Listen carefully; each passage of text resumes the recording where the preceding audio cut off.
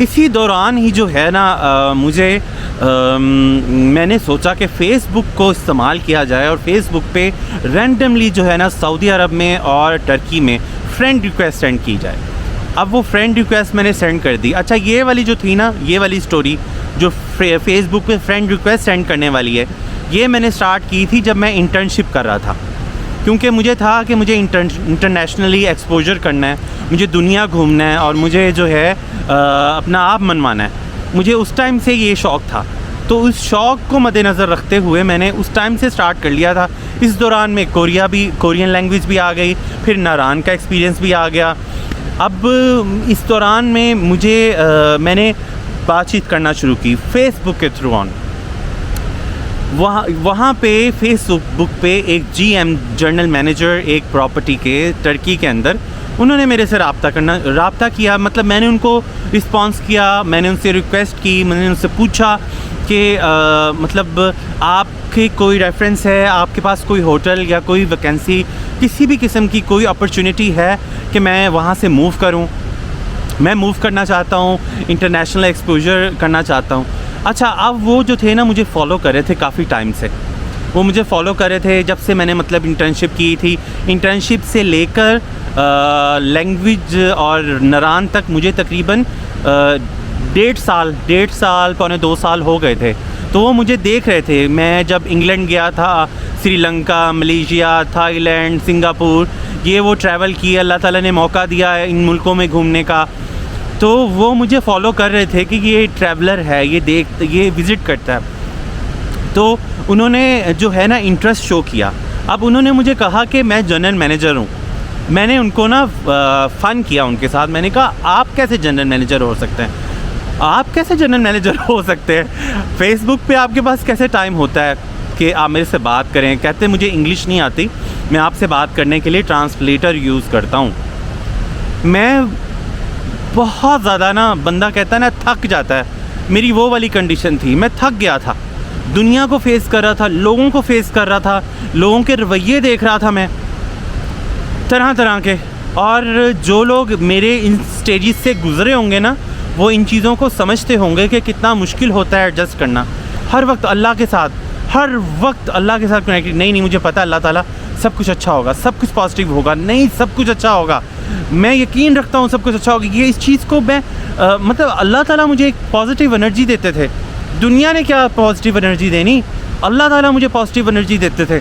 और मैं अपने आप को पॉजिटिव रखता था, स्टेबल रखता था, अपने माइंड को, अपने मेंटालिटी को, माइंड लेवल को मैं स्टेबल रखने की कोशिश करता था कि मैं नेगेटिव ना हो जाऊं। क्योंकि अगर मैं साइको हो गया या फिर मैं जो हूँ मेंटली अपसेट हो गया, तो मुझे उस कंडीशन से कोई नहीं निकाल सकता। उस कंडीशन से भी मुझे ही निकलना है। तो मुझे उस स्टेज पे नहीं पहुंचना, मुझे उससे पहले अल्लाह की मदद से वे आउट निकालना है। हर वक्त यही अपने आप को पॉजिटिव अप्रोच, हर वक्त पॉजिटिव अप्रोच देता था मैं। ये मेरा अल्लाह जानता है या मैं जानता हूँ कि मैं किस उस स्टेज से गुज़रा था, किस सिनेरियो से मैं गुज़र रहा था। अल्हम्दुलिल्लाह रब्बिल आलमीन, अल्लाह का साथ मेरे साथ था हमेशा और अब भी है, अल्हम्दुलिल्लाह रब्बिल आलमीन। बहरहाल फ़ेसबुक पे आप बिलीव नहीं करेंगे, फ़ेसबुक के थ्रू ऑन मुझे उन्होंने पेशकश की। मैंने जो है ना दुआओं को थोड़ा तेज़ कर दिया, क्योंकि आप पता है कि जब आप 25 प्लस हो जाते हो और सेटल नहीं होते, तो आपको दुनिया की बहुत सी बातें फेस करनी पड़ रही होती हैं। और उसमें सबसे पहली सरे फहरिस्त होती है, आप शादी कब करोगे? शादी नहीं करनी, एज हो गई है। आपको फैमिली की तरफ से प्रेशर होता है, आपको बाहर के लोगों से की तरफ से प्रेशर होता है। हले तक सेट नहीं होया, हले तक ये नहीं। आप वो जो हमारे माशरे की जो एक सेटिंग की कैटेगरी है ना, आपको उसको फेस करना होता है। आपको लोगों की बातें फेस करनी होती हैं। फेस करी, बिल्कुल करी मैंने फेस। और मैं हर जगह पे जाके पॉजिटिव अपने आप को रखता था। नहीं, अल्लाह ताला मुझे पता है सब कुछ बहुत अच्छा होगा, इंशाल्लाह बहुत अच्छा होगा। अब बहरहाल मुझे जो है उन्होंने अप्लाई किया मेरे लिए, और मैं जो हूँ उन्होंने डॉक्यूमेंट्स भेजे मुझे, उन्होंने अपनी सेटिस्फेक्शन दी मुझे कि हमें यहाँ पे ज़रूरत है। मैंने कहा कि मैंने शेफ़ की स्टडीज़ की हुई हैं, मैं यहाँ पे आके पाकिस्तानी खाने बनाऊँगा या पाकिस्तानी जो है कुज़ीन उसको मैं वहाँ पे इंट्रोड्यूस करवाऊँगा, आप मुझे अपॉर्चुनिटी दें प्लीज़। तो उन्होंने कहा कि हम पाकिस्तानी खाने यहाँ पे बिल्कुल मुतारिफ़ नहीं करते, और ना ही कर सकते हैं क्योंकि हम लोग स्पाइसी खाने नहीं खाते। अज़ान हो रही है, मैं आपसे फिर दोबारा आता हूँ। जी, तो मैं आपको बता रहा था कि किस तरह से मेरा ये सफ़र था टर्की का। अभी अज़ान ख़त्म हुई तो मैंने कहा कंटिन्यू करूँ। जब मैंने उनसे कहा कि मुझे कुज़ीन आती है और उन्होंने कहा कि हम यहाँ पे इंट्रोड्यूस नहीं करवाते, तो मैंने कहा कि कोई और ऑप्शन नहीं है। अब जो मेरी one of my favourite field थी, मुझे ये शौक़ शुरू से ही था कि कुछ ऐसा हो जिसमें हम लोग दुनिया और आखिरत दोनों का ना अजर आपको मिलता रहे। मतलब अखलाक एक सबसे बड़ी नेमत है। मैं कहता था कि बस अखलाकियात में इतना अच्छा हो मेरा मामला, अल्लाह ताला मेरी कोई जॉब ऐसी मिल जाए मुझे कि मैं उसमें जो है ना फील्ड में आगे मतलब इसको लेके चलूँ और उससे मेरी आखिरत भी संवरे। मैंने सोचा कि दुनिया के तो बहुत से इस तरह की शॉर्टकट और ये वो चीज़ें सब कुछ देख लीं, सेटिस्फेक्शन, नॉन सेटिस्फेक्शन, आपकी सेटलमेंट ना होना, तो मैंने सोचा कि अब शॉर्टकट जो है ना आखिरत के लिए भी देखा जाए, उसके लिए तैयार किया जाए। तो मुझे ये शौक़ था कि मैं कोई अखलाकियात से रिलेटेड कोई फील्ड में जॉब करूं, स्पेशली होटल सेक्टर के अंदर। तो उन्होंने जब ये बात करी कि नहीं है हमारे पास कोई अपॉर्चुनिटी कुज़ीन के हवाले से, तो उन्होंने 3 से 4 महीने के बाद फिर उन्होंने मुझसे कांटेक्ट किया और उन्होंने मुझे कहा कि हमारे पास अपॉर्चुनिटी है वासिक आपके लिए, आप क्या गेस्ट रिलेशन ऑफ़िसर के तौर पे काम करोगे? हमें जो है इंग्लिश के हवाले से ज़रूरत है और आप जो है काफ़ी ट्रैवलिंग आपने की हुई है, यहाँ पे बहुत से पाकिस्तानी और इंडियन, बंगाली जो इंग्लैंड में रहते हैं बहुत आते हैं, हमें बहुत ज़रूरत है। तो मुझे बहुत खुशी हुई और यकीन कीजिए कि इस सारे सफ़र के अंदर मेरे अंदर ये वाली फीलिंग्स नहीं आई कि कहीं ये फ़्रॉड ना करते हों, कहीं ये फ़्रॉड ना हो। बस तशवीश थी मुझे, जो मैंने आपको बताया कि मैंने उनसे पूछा कि आप जीएम होने के बावजूद कैसे मेरे से रब्ता रखते हैं, कैसे आपके पास टाइम मैनेज होता है।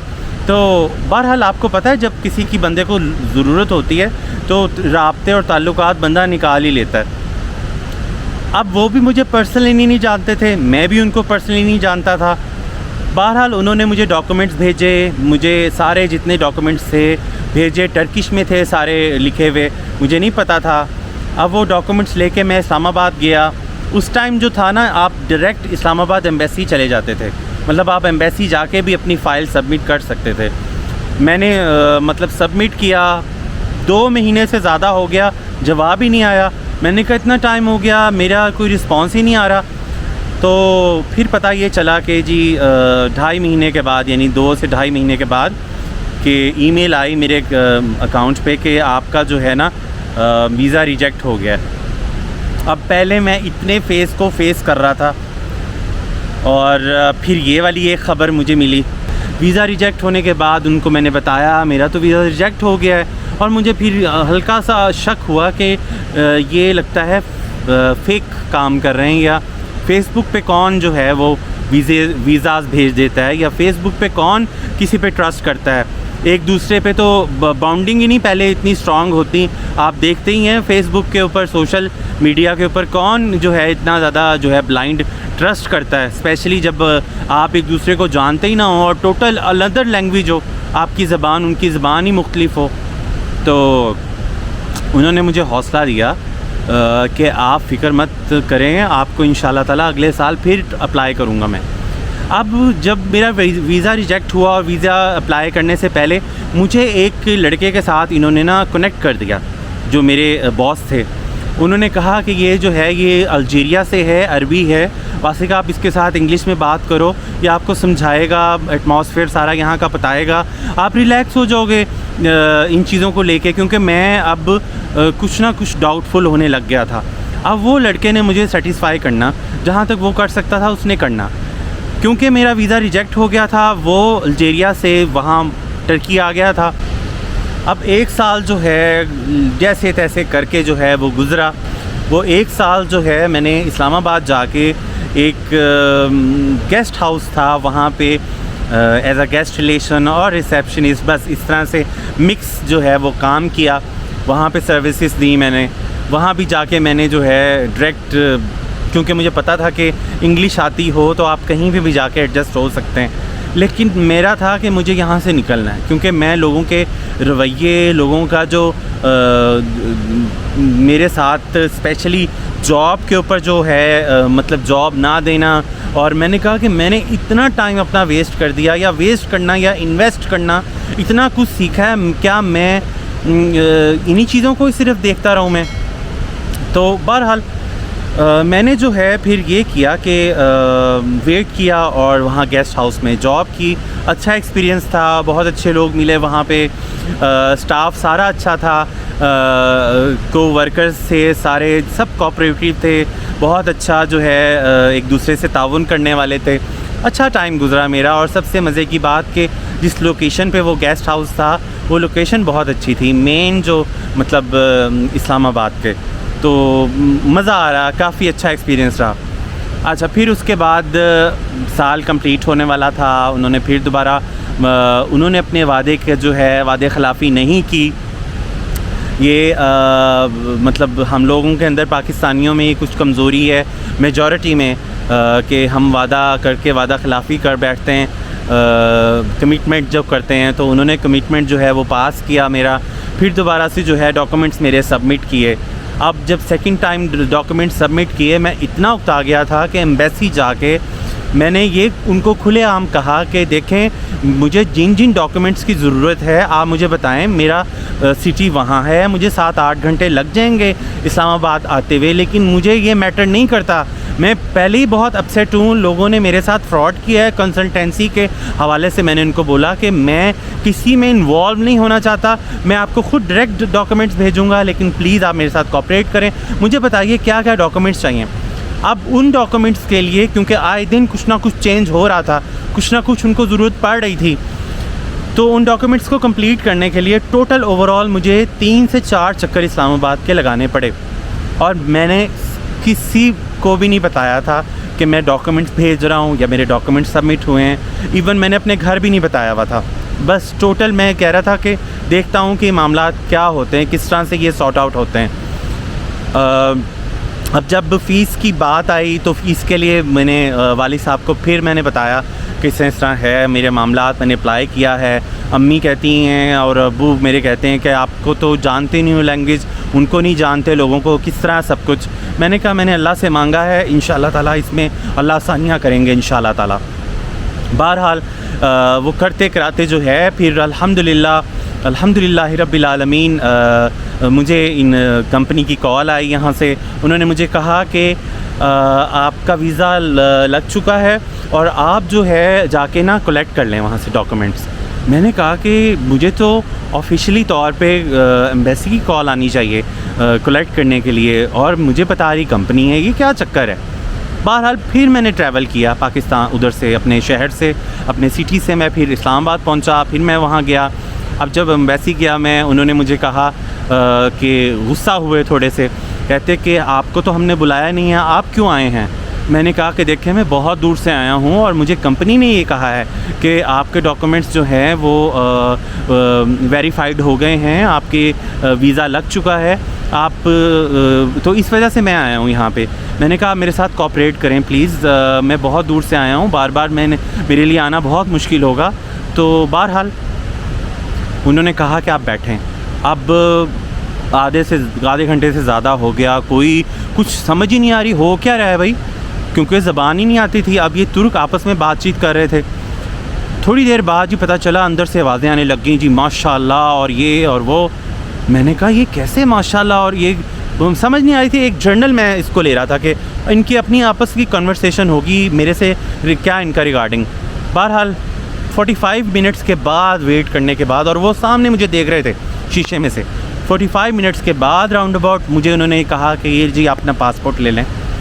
और मैंने पासपोर्ट को उसी तरह ही, क्योंकि मुझे ये कहा, मुझे पता था लोगों के एक्सपीरियंस से कि अपने एक्सप्रेशंस कभी भी एम्बेसी में शो नहीं करने चाहिए, कि जो भी होता है हैप्पी हैं, सैड हैं, व्हाटएवर, या पासपोर्ट खोल के नहीं देखना चाहिए या जो भी कुछ है। मैंने उस चीज़ को फॉलो करते हुए पासपोर्ट को पकड़ा और बाहर निकल रहा था। अब उस बंदे का जो था मतलब एम्बेसी जो वो डील कर रहा था मुझे, उसने मुझे आवाज़ दे के कहा कि अपने पासपोर्ट को देखें, आपका वीज़ा लग चुका है, मुबारक हो। अब जब मैंने मैसेज देखा मैंने तो उस टाइम भी एक्सप्रेशंस मैंने जस्ट सिंपल अल्हम्दुलिल्लाह और थैंक यू वेरी मच, मैंने उनको शुक्रिया अदा किया और मैं आ गया बाहर। इतने वो कहते हैं ना कि चक्रों के साथ जाकर जो है मुझे इस तरह से ये वीज़ा मिला और वीज़ा मुझे फ़ेसबुक के थ्रू ऑन मिला, जो कि मुझे लगता है कि 99% फ्रॉड होता है। वेरी रेयर केस होते हैं कि आपको वीज़ा मिले और वो भी वर्क परमिट। अब बात आती है वर्क परमिट की। वर्क परमिट जब मुझे मिला तो सारे परेशान हैरान कि वर्क परमिट तो देते ही नहीं है, ये आपको किसने वर्क परमिट दे दिया, ये फेक होगा। अब मैं घर आया, अब्बू भी मुझे ये कह रहे कि वासिक, मुझे तो दोस्त वगैरह ये कह रहे थे कि हाजी साहब वर्क परमिट वगैरह तो नहीं देते, वो किस तरह वर्क परमिट, लगता है कि कोई गलत। मैंने कहा मैं एम्बेसी गया था, किसी और जगह नहीं गया था, एम्बेसी से लेकर आ रहा हूँ मैं, और ये अल्हम्दुलिल्लाह वर्क परमिट ही है। मुझे नहीं पता था कि इतनी वैल्यू होती है वर्क परमिट की। और जब मैंने इस तरह करके आहिस्ता आहिस्ता जब देखा, मतलब लोगों से सुना, तो लोग यही कि वासिक वर्क परमिट तो वो नहीं देते। बहरहाल कहते आपकी गुड लक है, आपको वर्क परमिट मिल गया। मैंने शुक्र अदा किया अल्हम्दुलिल्लाह, लेकिन वो वाली चीज़ ही नहीं आ रही थी फीलिंग्स के ये भी कोई चीज़ है, मतलब वर्क परमिट भी कोई वैल्यूएबल है या कोई वैल्यू होती है। तो अब जो वैल्यू थी ना वो मुझे अच्छा अभी मेरा सफ़र कंप्लीट नहीं हुआ। फिर उसके बाद मैंने फ़्लाई करना था इस्लामाबाद से। उन्होंने या मतलब सारा जो मामला हुआ मेरा इस्लामाबाद से, इस्लामाबाद में गया। इस्लामाबाद जब मैं चेक इन कर रहा था, बोर्डिंग हो रही थी मेरी, तो उन्होंने जब मेरा पासपोर्ट देखा तो कहते आप ट्रैवल नहीं कर सकते। अब मैंने कहा देखा ये जो सब मुझे कह रहे थे ना कि ये वर्क परमिट नहीं है, तो लगता है ये कोई गड़बड़ हो गई, लगता है ये गड़बड़ हो गई है। तो अब वो वाला स्टेज थी कि जब मैंने बोर्डिंग मेरी हो चुकी थी, मेरी एक स्टिकर की वजह से, एक वजह की वजह से उन्होंने मुझे इन नहीं किया। मैंने उनसे रिक्वेस्ट की, देखें प्लीज़ आप समझें इस बात को, ये अगर कोई सॉर्ट आउट होता है, कोई हल निकलता है, इसको फिक्स करें इस मामले को, और मुझे जो है यहाँ से आसान करें मेरे लिए। मैं ऑलरेडी सफ़र कर करके थका हुआ हूँ आपको, लेकिन पता है कि ऐसा नामुमकिन है। अब वहाँ पे क्या होना था, किस तरह होना था, बहरहाल मेरी जो फ़्लाइट थी वो कैंसिल हो गई। मुझे मज़ीद पैसे एट द टाइम मुझे जो है एयरपोर्ट के ऊपर ही अपनी एक्सटेंड करनी पड़ी फ़्लाइट डेट्स। कोई पता नहीं मंथ की रखी मैंने, या पता नहीं 2 मंथ के बाद ये हुआ मेरे साथ, अंदाज़ा करें ज़रा। अब वो स्टिकर क्या था, वो स्टिकर उनको चाहिए था कि आप लाहौर जाएं और लाहौर से ये प्रूव करवाएं कि ये जो आपका मतलब वर्क परमिट है, इसके हवाले से पता नहीं क्या वो उसको कहते हैं, मुझे एग्जैक्टली नाम नहीं आ रहा।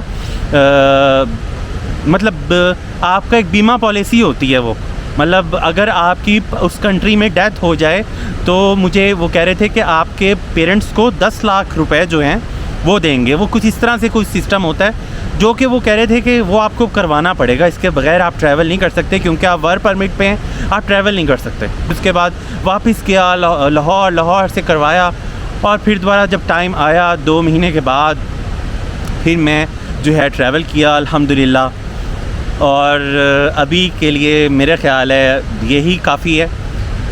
आने वाली वीडियो में मैं आपको बताऊंगा कि टर्की आया तो मैंने क्या देखा, टर्की आके मेरे क्या तासुरात थे, और जब मैं पहुंचा अंतालिया तो तब मेरे क्या तासुरात थे। आने वाली वीडियो में इंशाअल्लाह ताला आपको मैं ये बताऊंगा। आप लोगों से ये रिक्वेस्ट है, आप लोगों से बहुत ज़्यादा रिक्वेस्ट है कि आप अपनी दुआओं में याद रखें। और ये सारा एक्सपीरियंस शेयर करने का मकसद मेरा यही है कि प्लीज़ जो लोग जिस कैरियर में भी हैं, अपने इल्म को लोगों तक आसानी के साथ फैलाएं, क्योंकि ये कुरान और हदीस का मफ़हूम है कि आप जो इल्म फैलाते हैं वो कम नहीं होता, बल्कि आपकी उसमें बरकत बढ़ती है, इल्म में फ़राखी होती है। जो लोग मेरे साथ एक्सपीरियंस हुआ, जो लोग ये समझते हैं, क्योंकि फिर बाद में मुझे ये चीज़ें भी सुनने को मिली कि जो लोग वेल एजुकेटेड नहीं हैं, जो शेफ़ अनएजुकेटेड हैं, उन लोगों को ये खौफ है कि ये जो पढ़े लिखे जनरेशन जब जो शेफ़ फील्ड में आ रही है, ये हम लोगों से आगे निकल जाएगी। मैं उन लोगों से भी ये कहता हूँ जो लोग ये सोच रखते हैं ऐसा मत सोचें बिल्कुल भी। जो आपके नसीबों का है वो आपको मिल के रहेगा, आप उससे ज़्यादा नहीं ले सकते, आप किसी का छीन नहीं सकते।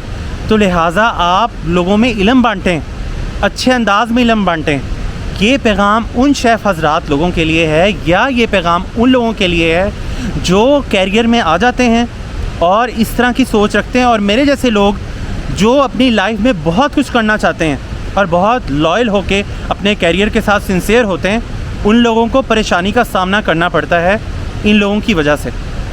अपने रवैयों में चेंजिंग लेकर आएँ, अपने मामलात में चेंजिंग लेकर आएँ, एथिक्स पे काम करें, एथिक्स को समझें। अगर आप पढ़े लिखे नहीं हैं कोई बात नहीं, एथिक्स को पढ़ें। जहाँ आप काम कर रहे हैं, जहाँ आप इकट्ठे हैं, वहाँ का माहौल कैसा होना चाहिए। जहाँ मैंने काम किया था इंटर्नशिप पे, वहाँ पे कुछ लोग, कुछ शेफ़ हज़रात लड़कियों को भी गंदी गालियाँ दे रहे थे। यानी आप ये अंदाज़ा लगा लें तो हम लोग किस खेत की मूली। मैं इस वजह से सबसे ज़्यादा फेडअप हो चुका था। यही सारी रियलिटीज़ हैं। इन रियलिटीज़ को जब तक हम एक्सेप्ट नहीं करेंगे कि ये हमारे अंदर जो बुराइयां हैं, हमारे अंदर बीमारियां हैं, इनको ख़त्म करना होगा हमें। आप समझें कि ये वक्त आ गया है कि आपको ख़त्म करना होगा। देखें, जो हम ये गालियां अदा करते हैं या कुछ बुरा करते हैं या बुरा बोल रहे होते हैं, आपको क्या लगता है ये यहीं रह जाएगा? सारा लिखा जा रहा होता है, सब कुछ लिखा जा रहा होता है, और हर चीज़ का पाई पाई का हिसाब होगा। अल्लाह का खौफ पैदा करें अपने अंदर, लोगों के लिए आसानियाँ पैदा करें, मुश्किलात मत पैदा करें। बाकी जो है इंशाल्लाह वीडियोस का सिलसिला तो चलता ही रहेगा। अभी देखें इंशाल्लाह आने वाली वीडियो में, जैसे मैंने आपको बताया कि मैंने टर्की को कैसे देखा, मैं आप लोगों के साथ शेयर करूँगा इंशाल्लाह। दुआ में याद रखें और अपना रखें ख्याल, हिम्मत नहीं हारनी बिल्कुल भी, आगे बढ़ें। इंशाल्लाह आप कामयाब होंगे इस दुनिया में भी और आखिरत में भी। अल्लाह ताला की मदद लें इंशाल्लाह, अल्लाह आपको कभी अकेला नहीं छोड़ेगा इंशाल्लाह।